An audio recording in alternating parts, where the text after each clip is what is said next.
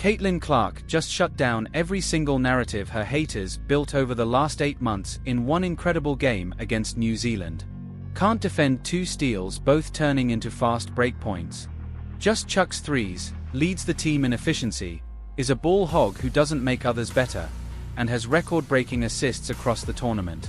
And while all that was happening, Angel Reese was watching from the bench, and head coach Kara Lawson was, well, nobody actually knows where Kara Lawson was, as she's missing in action. Are you ready? Because this is the full breakdown of how Clark dismantled every excuse, one stat at a time, because Caitlin just put all her haters in their place during that game against New Zealand. Let me know down in the comments below who you think is the worst of Caitlin's haters in Team USA. Team USA presents the starting lineup for every single one of these games. Caitlin Clark gets her first start here in San Juan.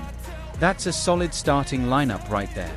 3 vets, 2 newbies to the senior squad. Picture this. Caitlin Clark, 8 months off the floor and still dealing with a flu, walks into her first ever Team USA start. So, what does she do with it? She goes out and helps blow New Zealand off the floor by 55 points. That's it. That's the whole story. Except it really isn't, because the details of how that happened tell you a lot more than just the final score. Give me your first impression of the game. I thought it was good. I thought we started off a little slow. I thought in our second game when it came in, it was really good. And then I thought overall in the second half we were pretty good. You want to start a game. Great start by New Zealand. Caitlin Clark tries again. This time it's good. Now look. The criticism coming into this game was always going to be there. Clark already went off against Senegal, Puerto Rico, and Italy in the first 3 games of this qualifying tournament, and people were still finding reasons to doubt her. Too rusty, still hurts, needs to be eased in. That's the thing about critics. They don't update their takes based on what's actually happening. They just find a new angle. So the New Zealand game was always going to be another test they'd throw at her. And she passed it in the most straightforward way possible. Billings, looking for space, tries to create it. Billings still gets a hand on it. Now they are on the run, a 2-on-2 opportunity. Monique Billings loses the ball, stays with it, and kisses it off the glass. Here's the thing about how Clark was being used before Nate Tibbetts took over the coaching duties. She was coming off the bench, getting limited touches, and working inside a system that seemed more focused on making sure everyone got their moments than on actually running up the score. That changed against New Zealand. Tibbetts put Clark in the starting 5, and right away the offense moved differently. More pace, better spacing, and the ball was finding the right hands at the right time. And maybe some, I don't know, but some of those players are maybe fighting for a spot for the World Cup, because maybe this is not the team that we are going to see at the World Cup. Who knows? And so it's a chance for the rookies.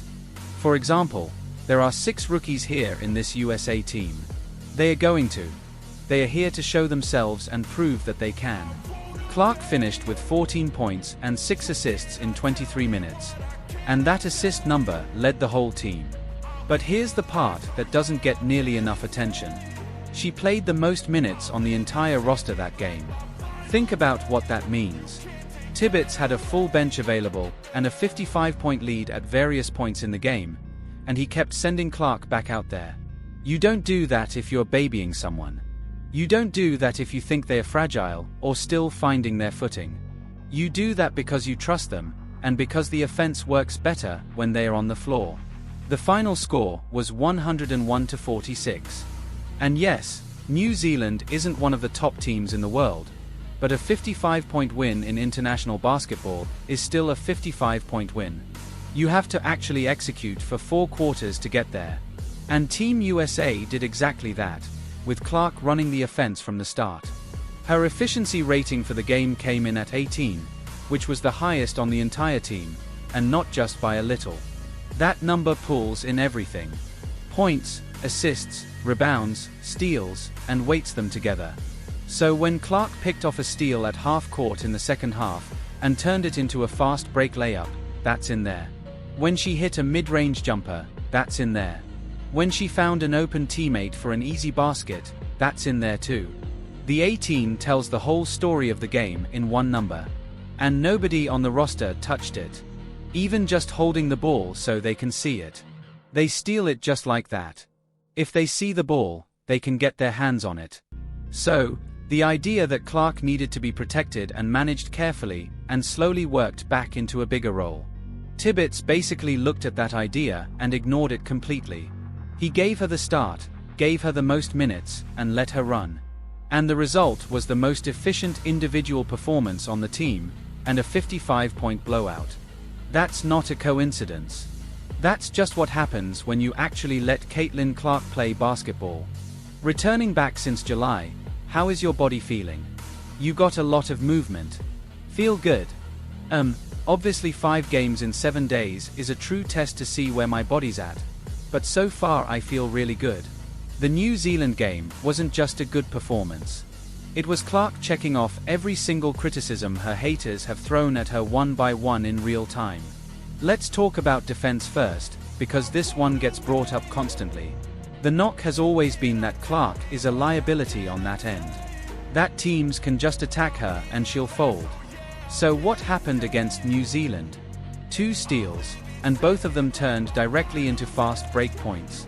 Not just tipping the ball away and watching it go out of bounds, but actually reading the passing lane, jumping the route and getting out in transition. Still moving as she puts it out or shoots the ball up on the other end. Kiki, great. That's anticipation. That's effort.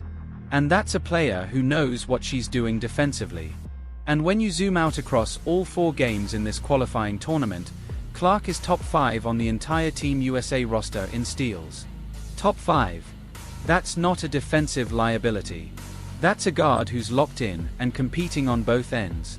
Score for this New Zealand team, with 6 points to go along with 3 boards.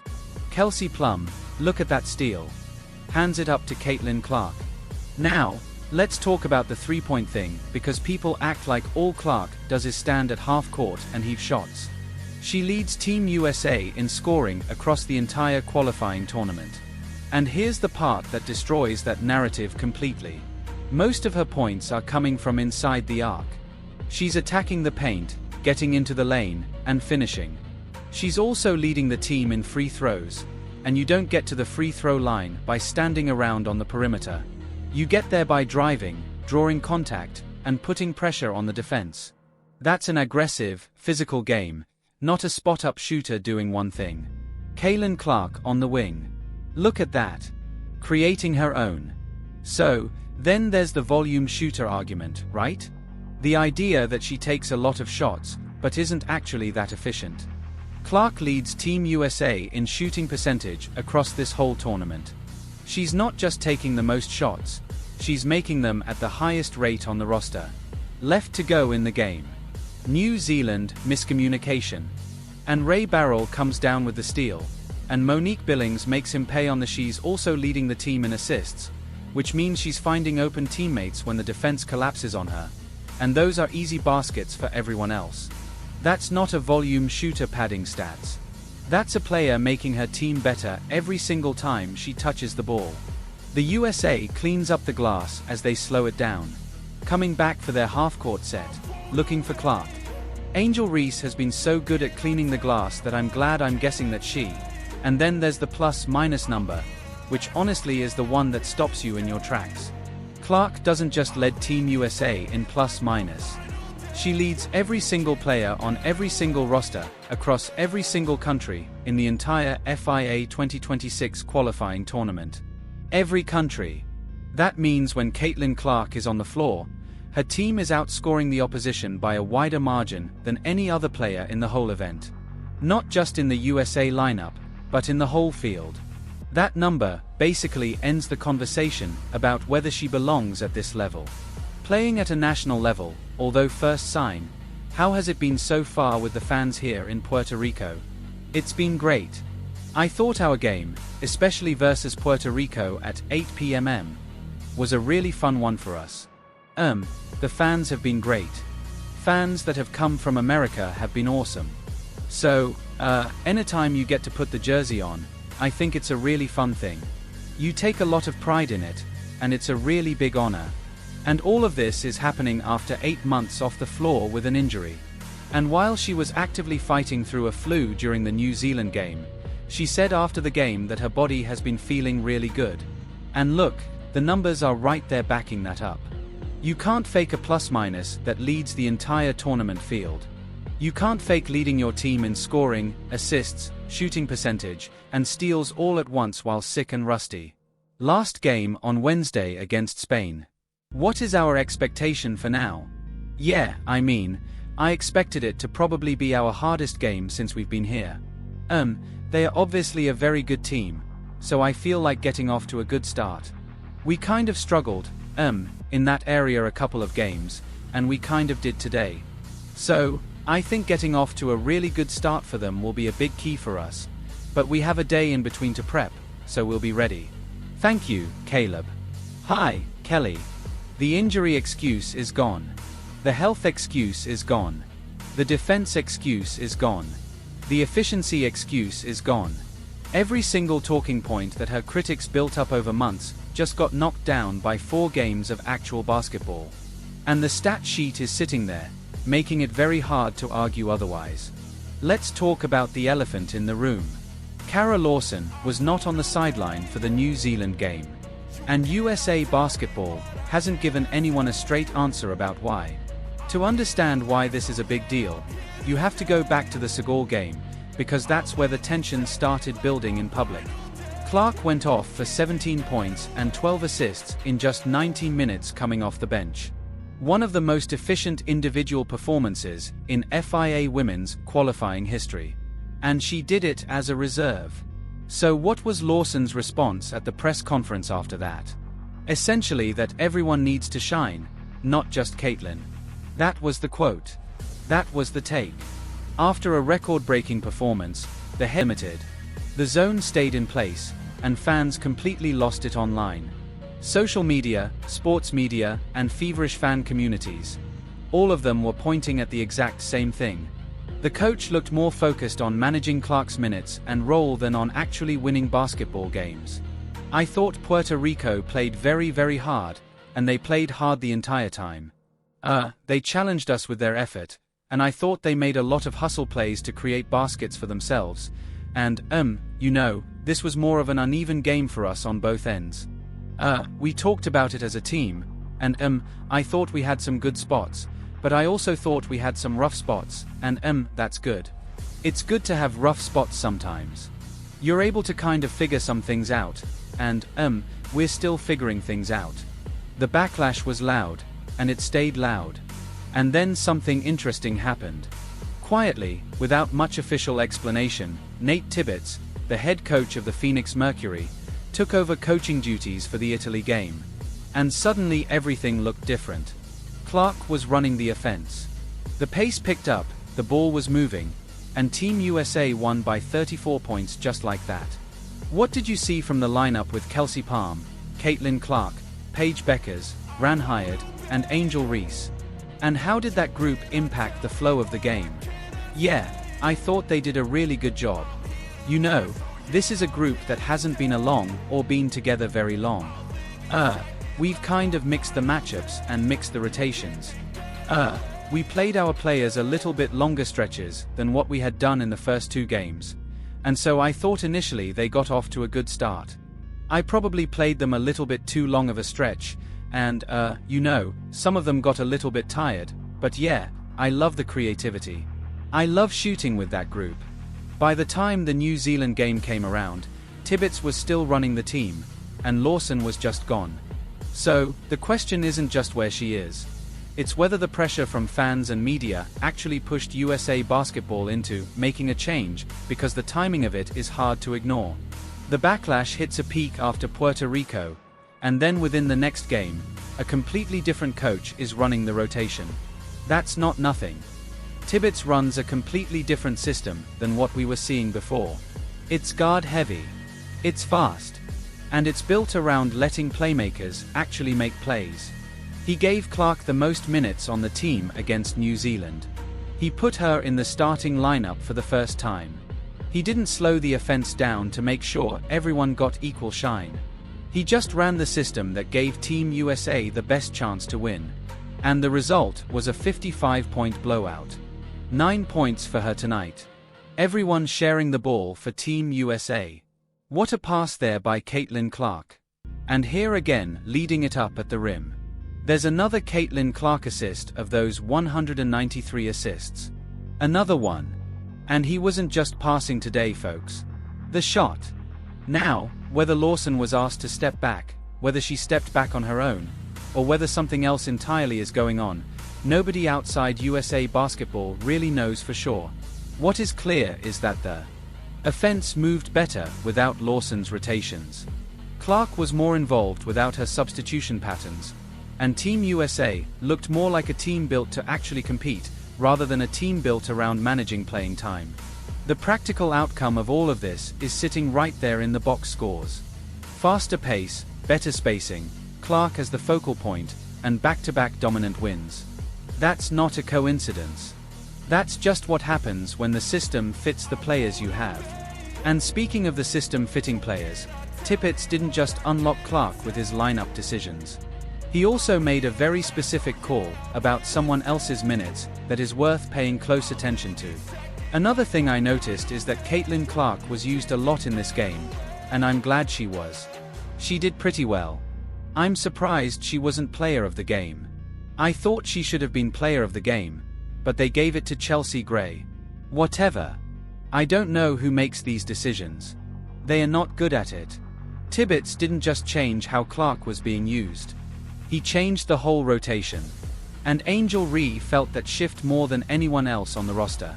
Ree came into this qualifying tournament with a lot of buzz around her. Big interior presence, physical game, someone who can grab boards and score around the basket. But under Tibbetts, her minutes have been noticeably cut back. And the contrast between how she and Clark are being used right now tells you a lot about where this team is actually heading. Graham drives against Vel up off the glass. Monique Billings pulls down her 6th rebound of the game. Caitlin Clark, the vision and the execution. What a pass inside.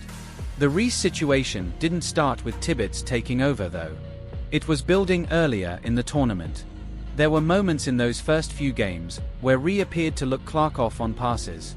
The ball would swing around, Clark would be open and in rhythm, and instead of hitting her, Reese would pull the ball back or go another direction. Fans noticed it, analysts noticed it, and it kept happening enough that it stopped looking like a coincidence and started looking like a pattern. So now, Tibbetts is running the show, and is building a system around pace and guard play. And here's the thing about Reese's game. Her interior style naturally slows things down.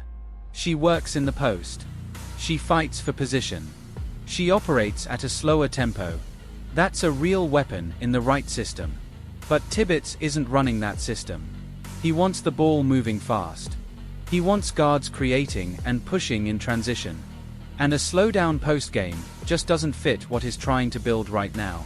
So Reese sits, and the pace picks up, and Team USA goes out and wins by 55 points. First half, USA up big, 49-8. Caitlin Clark, no one steps up, drives, and kicks it to Becker. Meanwhile, Clark and Paige Beckers are quietly building something that looks genuinely dangerous. Let's talk about what makes that backcourt combination actually work. Both of them can create off the dribble. Both of them have elite court vision. And when one of them draws pressure from the defense, the other one seems to instinctively know where to be and what read to make. That's not something you can just draw up in practice. That's two smart players figuring each other out in real game situations, and getting better at it every time they share the floor. Right away, she sees everything on the court. Clark is one of the best passers there is in basketball. This time, she is going to do it herself from the mid-range.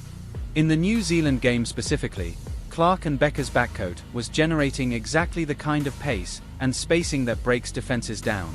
Ball movement, back cuts, transition opportunities off turnovers. It was all flowing pretty naturally for two players who haven't had that much time together.